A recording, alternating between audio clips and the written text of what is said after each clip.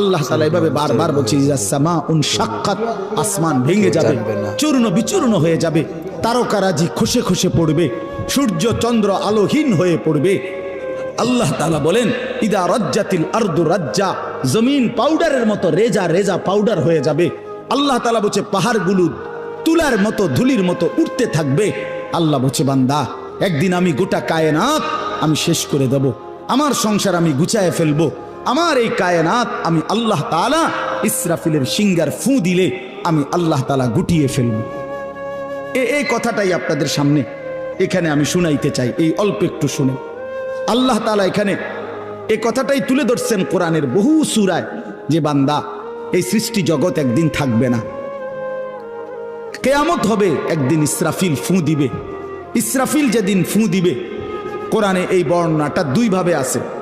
একটা